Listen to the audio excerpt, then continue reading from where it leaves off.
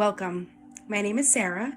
I'm a trauma recovery coach with Full Circle Wellspring, and this is your Wellspring Wednesday. So let's tap into our inner Wellspring today. This week, I want to discuss basics. This may seem elementary to some, but it's actually very common for trauma survivors to struggle with any type of self-care. An especially important part of discovering, storing, and knowing how and when to use your inner resources comes from having a good relationship to self-care.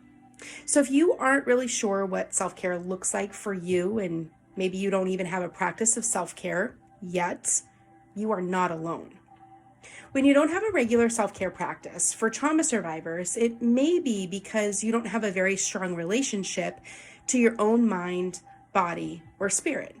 And this is very common. It's nothing to berate yourself for. A big key for a lot of survivors when they're first stepping into their healing journey is to initially recognize that they don't often check in with or feel like they have communication with their thoughts or body or their inner spiritual world.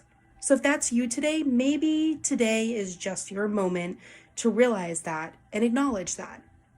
And if you are ready, you may want to explore some of the basics of getting into a healthy space with yourself before you go too big with self-care.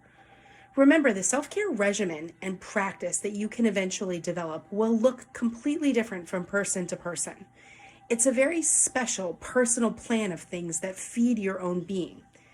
You can get great ideas and suggestions from others, but self-care is actually much more than a spa day or a bubble bath. Although self-care can be those things, that's not truly just about those things. However, a good place to start is always at the beginning. There are actually things that are needed for human survival before one can fully thrive. So if you're at that place today where you're noticing how little you hear from your heart or your body, these basics will help you grow some of that inner intuition by being kind to yourself in a very human needs kind of way. Some of these basics that I'm referring to would be cornerstones like sleeping, eating, grooming, hygiene, moving the body, and kindness to yourself as you learn. I'm not in any means saying that this is time to start a major diet or start working out 3 hours a day. I mean taking an inventory of your regular daily habits to see where you may have some deficits. This by no means either is a way to judge yourself against someone else's standard.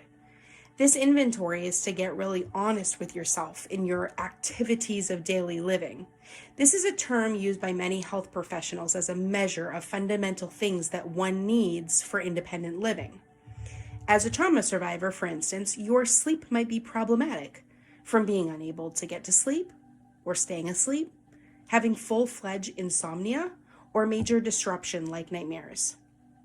If you've used eating as a coping skill during your abuse or stresses, it may be helpful to just recognize that this is an unhealthy mechanism that may be hindering your health in your mind, gut, body, and spirit. But it's just an inventory. And trust me when I say it is extremely common for trauma survivors to have impediments in these basic fundamentals. What you have been through has left you with maladaptive survival skills, overactive stressors, fear trapped in your body, and weights of epic proportions on your spirit. Recognizing that something like personal hygiene being limited, this may unlock an eye-opener to realize that your hygiene or basic grooming is representative of how you see yourself. Then maybe you can see that limiting care of your outer body could clue you in to how it mimics the way you aren't able to care for your inner being. Once you can begin to acknowledge some of these things in the school of basics, you can itemize out anything that you find to be lacking that you would actually like to change. It's also okay if you understand your eating habits are the way they are so that you can control the stress of your life, for instance. So it may not be something that you're fully ready to work through yet, because without that coping skill of using food, you may not feel equipped to face the stress of your trauma. With some of these functional skills, you honestly may want to work on your trauma healing much more before you're even able to tackle something like eating choices or body images. For a lot of survivors, they need to address the mental health aspect of their trauma and find recovery before they can address, say, sleep issues or physical exercise restrictions. And this is all okay. Today is just a challenge for you to examine what is working for you and what isn't. This type of investigation is helpful, but it also could be really triggering. So if you have a trauma recovery coach or a therapist or a close friend, you may want to ask them to help you sort out a list of your daily habits and general self-care. With my clients, we go through an activities of daily living assessment once a month for 3 months to get a baseline of what a day in their life looks like. And then we check in with it periodically to see how things have begun to change as they move forward down their trauma recovery path. It may be daunting to write out, quote, sleeps just 2 hours at a time, or quote, sleeps all day. But trust me, there is no judgment in this record. It's just the truth about your situation with no story behind it. This takes practice to recognize a need this great, but yet to still have kindness and patience with yourself as you take this inventory. So if your basic life health has taken drastic downturns due to your mental health or your trauma, please recognize that this activity of exploring these things is best done with a professional or a close partner. And it's helpful to have someone there to remind you that these are just truths about yourself and they're totally normal and totally okay. Then you'll also have someone available to help you sort out the areas that you would maybe like to make some changes, and they can help you figure out how to go about starting doing that.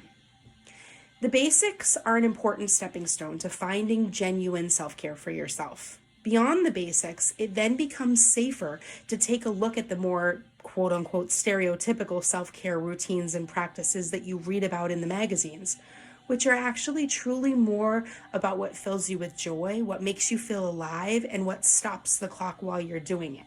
That's true self-care. In fact, in the care of a professional, I would even encourage you to start searching out things that look like your big S self-care, even while you're still working on tackling these basics. The more you grow in your healing, the quicker some of the basics will start to align to your preferred values. Always remember to give yourself a ton of grace with this type of topic. You have been through things that others have not, and you owe a large appreciation to your body and your coping skills for helping you to survive to get here today. Kindness is really the key here. You can't experience self-care without first learning to care for and about yourself.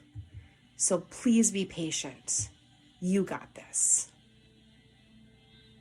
Thank you for joining me for this week's Wellspring Wednesday. For more information, resources, support groups, classes, and one-to-one private coaching and more, visit www.fullcirclewellspring.com. For the latest info on schedules and updates, follow us on Facebook at Full Circle Wellspring. All other media, social links, blogs, and show notes are posted in the episode guide below. Until next time, be well, survivors.